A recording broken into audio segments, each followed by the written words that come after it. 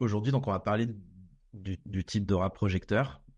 On a parlé ensemble il y a 15 jours des générateurs, euh, du fonctionnement un petit peu de la mécanique générale, du design. Et aujourd'hui, on va aborder le monde des projecteurs. On a la chance d'avoir Laetitia avec nous, qui est elle-même une projecteur. Et de ce que moi j'ai étudié depuis que je me suis lancé dans le design, de tout ce que j'ai investigué, j'ai lu beaucoup de choses avec un petit goût de la compréhension de certaines choses et aussi dans les explications qui sont données sur les forums, dans les enseignements, etc. Beaucoup de choses qui sont finalement très déformées. Et ces échanges avec Laetitia ont permis pour moi en tout cas, de structurer tout ça et de le comprendre. C'est ça que j'ai envie de partager avec vous ce soir, qu'elle puisse avoir la place et l'espace pour nous expliquer ce que c'est vraiment la guidance, l'invitation, la reconnaissance, etc. On entend que les projecteurs sont là pour guider. Et souvent, on dit ce sont de bons conseillers, ils sont là. Mais qu'est-ce que ça veut dire tout ça? Et est-ce que vraiment c'est des bons conseillers? Et c'est peut-être un peu plus compliqué que ça. Et ça, c'est la chose par laquelle j'aimerais qu'on commence. Et du coup, je m'adresse à toi, Laetitia. Toi qui es projecteur, est-ce qu'un projecteur, c'est un conseiller? Est-ce que conseiller, c'est guider? Pour moi, c'est absolument clair que non, c'est pas à ça que ça sert. Euh, je, je dirais que le conseil, c'est un petit peu la façon dont le collectif, dans le monde, il présente la guidance.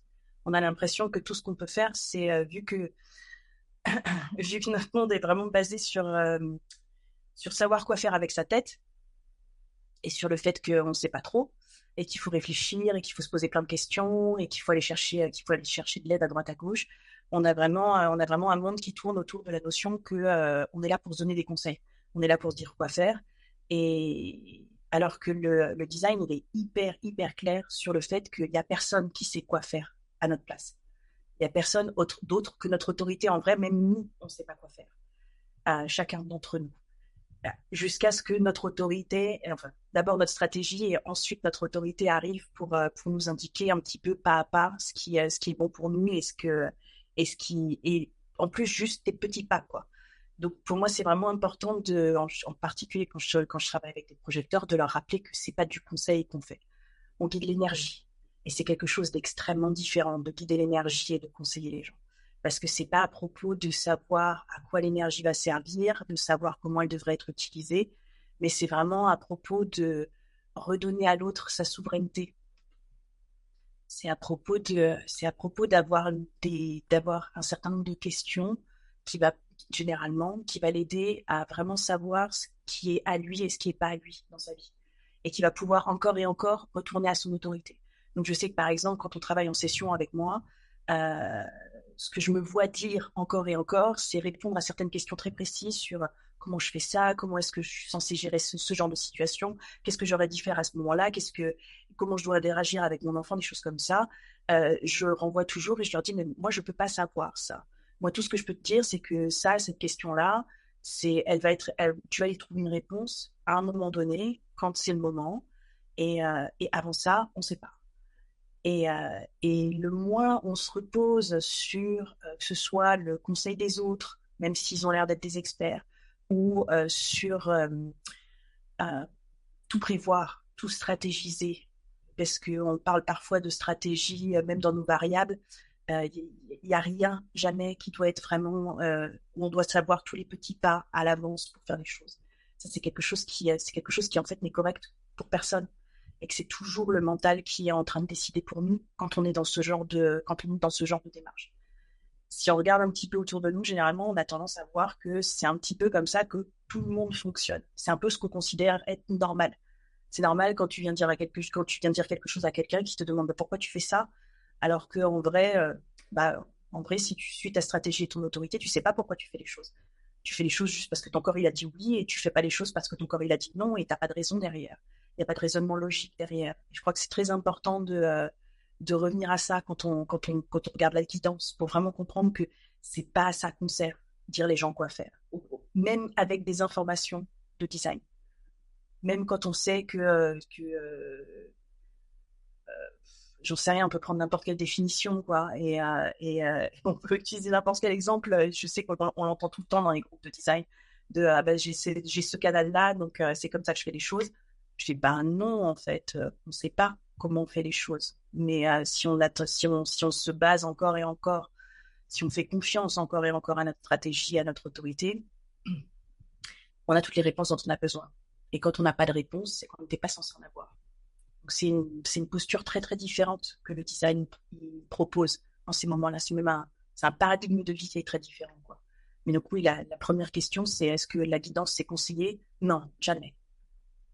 On n'est pas là pour ça. Ça veut dire, si je peux l'illustrer par ce qu'on a vécu ensemble et ce qu'on vit ensemble en ce moment dans la réalisation de ces ateliers, moi, de ma position de générateur, jamais Laetitia m'a dit quoi faire. En fait, depuis le début, elle m'aide simplement à me trouver, moi, y compris sur chaque chose, en fait, le contenu, les prix, etc. Et progressivement, cette position qu'elle a adoptée, sans jamais me dire quoi faire, m'a amené à lui laisser de plus en plus la plume. Alors que j'étais en position d'être celui qui écrit, d'être celui qui était mis en avant.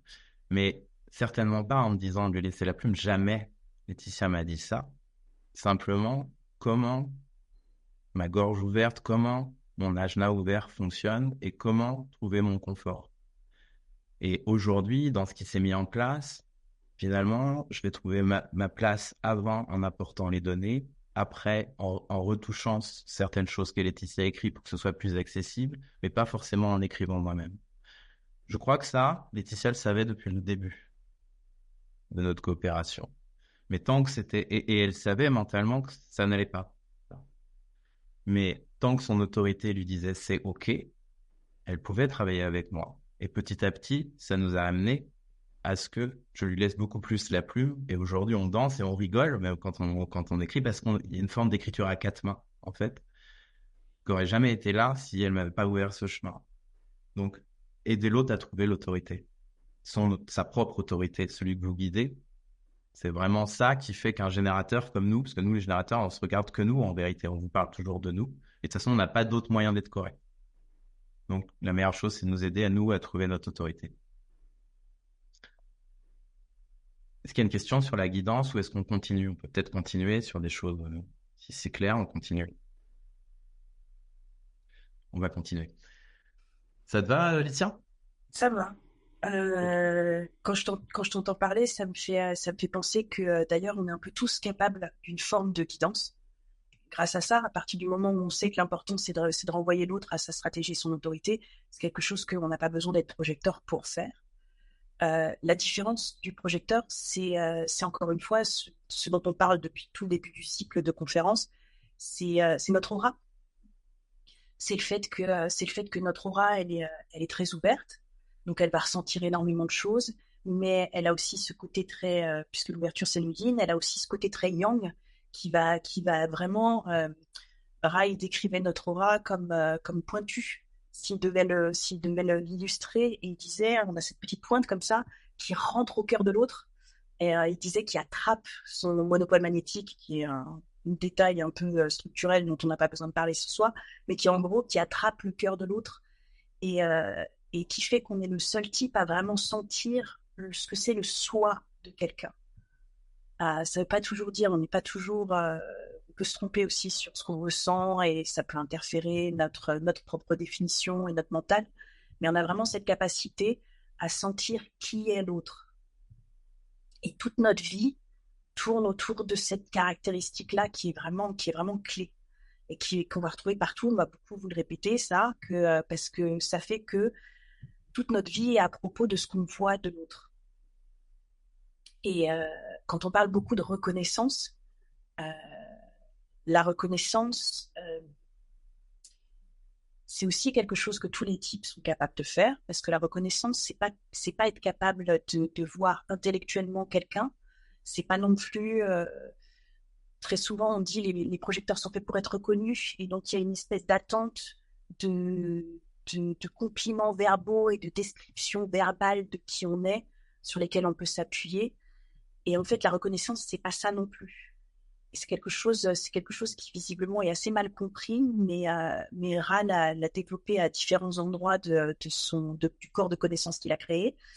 Euh, la base, c'est que la reconnaissance, c'est mécanique. C'est tout ce que notre aura ressent de l'autre. Et l'aura, elle ressent les choses de chacun à sa façon. Chaque aura est différente. Les 4 types d'aura sont différents, donc il récupère des informations qui sont différentes. Et on envoie aussi des informations. On envoie des informations sur qui on est dès le moment où on est dans l'aura de quelqu'un. L'aura, c'est vraiment quelque chose qui doit être vu comme une sorte de carte de visite invisible où tout se sait, rien n'a besoin d'être dit pour que ce soit clair. On n'a pas besoin d'agir d'une certaine façon, on n'a pas besoin de parler d'une certaine façon, on n'a définitivement pas besoin de coacher les gens à nous reconnaître. Ça, c'est extrêmement important à comprendre pour un projecteur parce que ça apporte beaucoup d'amertume d'essayer de faire en sorte que l'autre nous reconnaisse quand on sent qu'il ne nous voit pas. Et ça veut dire que vraiment, il y a toutes les informations de comment on se comporte avec notre définition sont transmises quand on arrive dans l'aura de quelqu'un ou quand on parle, parce qu'il y a quelque chose dans la voix qui est très important aussi. Et À condition de ne pas fausser l'effet de votre propre aura en étant en mouvement permanent, en étant en permanence en train d'initier. Quand Laetitia dit on sent tout, c'est moins que vous en faites, plus on sent tout. En gros. Ah, oui, parce qu'on envoie cette fréquence comme les radios à la base, on envoie une certaine fréquence et la fréquence, elle est uniquement claire si on est correct. Donc elle est uniquement claire si on est aligné avec notre stratégie et notre autorité. Ce qui veut dire que quand un projecteur est sans arrêt en train de courir partout et d'initier et de faire en sorte d'être vu et de faire en sorte d'avoir des invitations au lieu d'attendre, ce qu'on renvoie, c'est une fréquence de faux manifesteurs et de faux générateurs. Et ça brouille complètement les pistes parce que ça veut dire que même quand on va recevoir des invitations en étant comme ça, ces invitations ne vont pas être correctes pour nous. C'est des invitations qu'on va regretter après. C'est des invitations qui vont être épuisantes. C'est des invitations qui vont nous rendre très, très amers. Elles peuvent être très excitantes à la base. Hein. J'en ai accepté quelques-unes comme ça. Je suis sûre qu'on l'a tous fait. Elles peuvent être vraiment plaisantes et très flatteuses. D'autant plus que le mental, il adore quand on va parler du non-soi plus tard, mais le mental, il a vraiment des idées de ce pourquoi on devrait être invité, ce qu'on devrait faire. Et donc, on va être très facilement biaisé dans notre manière de recevoir les invitations. Et c'est parce que le non-soi est reconnu aussi. Donc, quand par exemple, je vois beaucoup, je suis dans beaucoup de groupes de projecteurs et il y a des gens qui arrivent et qui disent que ça, c'est une invitation, ce n'en est pas une. Une question hyper commune, c'est est-ce que tu te sens reconnu? Est-ce que tu as été reconnu dans la question? Et ça, c'est quelque chose qui n'a pas de sens techniquement parlant parce que comme c'est mécanique, la reconnaissance, il y a 1 milliard de choses que notre aura reconnaît de l'autre et inversement. Et donc, du coup, on ne sait pas ce que l'autre reconnaît ou pas. On peut le sentir parfois. Et puis, il y a cette sensation presque, je dirais, cellulaire. Quand on est vraiment vu d'une façon hyper importante, on le sent souvent. Mais c'est juste le type de l'iceberg, ça. C'est ce qui est facile à voir, c'est ce qui est facile à récupérer. Et il y a toute forme de reconnaissance qui vont être beaucoup, beaucoup plus difficiles à savoir et être sûr qu'elles existent. Donc, quand on se pose la question, est-ce que je suis reconnue euh, Quand on dit pas du tout, en général, on n'est quand même pas super loin de la réalité. On sait qu'on est quand même un petit peu c'est un spectre, la reconnaissance. Donc, on sait qu'on n'est pas super loin du spectre où on est assez amer dans la relation et ça va pas, il y a plein de résistance et plein de choses comme ça. Mais c'est pas un critère. Et c'est définitivement pas un critère pour dire non à une invitation, de se dire ah j'ai pas été reconnu.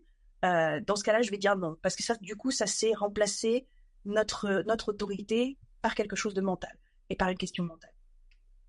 ça veut dire aussi, dans ce qu'exprime Laetitia, là, que quand elle dit la reconnaissance, c'est quelque chose de mécanique, ça veut dire que la reconnaissance que j'ai pour elle, je ne la sais pas moi-même. Je peux voir que j'ai une forme de reconnaissance, je peux voir que je l'invite, que je suis très disposé à travailler avec elle, à mettre mon énergie à disposition.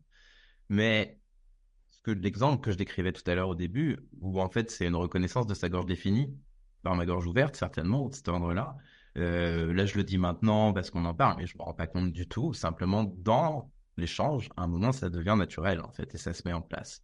Et ça, Laetitia non plus n'a pas besoin de le conceptualiser, de le rationaliser. Elle a juste besoin de le vivre et de sentir que c'est correct et que les choses s'ouvrent, en fait. C'est plus de cet ordre-là, je crois. Donc c'est juste une mécanique qui nous dépasse en fait. On ne peut pas choisir de reconnaître quelqu'un. On ne peut pas choisir. J'ai la chance que mon corps ait choisi Laetitia pour me guider. En fait, c'est ça qui se passe. Pas moi qui ai décidé. Et c'est en ça que la relation de guidance est plus naturelle et fonctionne réellement, quoi. Et comme elle le disait, c'est un spectre, c'est-à-dire que je reconnais pas tout d'elle, j'ai pas pris conscience de tout, ça évolue à chacun de nos échanges, mais plus on est correct et plus on se permet de, de faire fonctionner ça de manière fluide, en fait. Et T'as parlé... Pardon, vas-y. je vois deux questions qui pour moi vont ensemble et qui s'accrochent bien avec ce que tu viens de dire. Euh, c'est c'est très souvent des petites choses que j'apprends à voir, que par exemple Gaël fait quand on échange. On a travaillé pas mal d'heures ensemble cette semaine, par exemple, à cause de cette conférence qu'on est en train de À préparer. cause de vous? Grâce à vous. Et, et, et c'est naturellement, ça lui vient régulièrement de me demander si mon énergie ça va, si je veux qu'on arrête, si je peux encore continuer. Parce qu'il sait très bien que, par exemple, je suis, en plus, je lui ai déjà dit à deux, trois reprises que, Laetitia, tu demandais quelle forme de reconnaissance on peut voir. Il y a déjà une forme de reconnaissance dans le fait de reconnaître qu'on est des êtres non énergétiques. Donc, par exemple, quand on est entouré de gens qui s'attendent en permanence qu'on fasse plein de trucs, qu'on soit super actif, qu'on court partout, qu'on s'occupe d'eux, qu'on leur fasse à manger, qu'on leur fasse le ménage, toutes ces choses-là qui nous épuisent, qui épuisent nos corps non énergétiques, même quand on a des moteurs, euh, ça, c'est des indices où on peut savoir que ah, cette personne-là, peut-être qu'elle ne me reconnaît pas, ce qui veut aussi dire je ne me comporte probablement pas comme un être non énergétique autant que je le pourrais. Il y a quelque chose de ce genre-là qui est important, c'est de comprendre que quand on ne se sent pas reconnu, la personne, elle est aussi en train de nous dire ah, visiblement, tu te comportes comme quelque chose que tu n'es pas. Et ça peut beaucoup aider de trouver les gens qui ne nous reconnaissent pas et au lieu d'en faire une espèce de décision mentale où on fait ah, elle ne me connaît pas, je ne veux pas la voir, j'arrête de lui répondre, de prendre le feedback qu'on reçoit et ce qu'on ressent de l'autre, les attentes de l'autre, pour revenir à nous dans le sens où on va regarder un petit peu dans nos comportements ce qui pourrait leur faire croire qu'on n'est pas des êtres non énergétiques. Parce qu'à partir du moment, comme je disais tout à l'heure, à partir du moment où on court partout, c'est normal pour les gens. Je me souviens, il y a 10 ans, c'était tout à fait normal pour les gens que je fasse 3 quarts d'heure de métro pour venir les voir. Maintenant, 90% des gens que je rencontre, soit ils viennent chez moi, soit ils me retrouvent à peut-être, je sais pas, moi, un quart d'heure en bus, quoi. Donc, c'est vraiment, c'est une toute autre vie qu'on a quand on commence à vivre en tant qu'être non énergétique. Et quand on dit non énergétique, c'est pas qu'on n'a pas d'énergie du tout, hein. C'est juste que notre énergie est beaucoup plus inconsistante et imprévisible.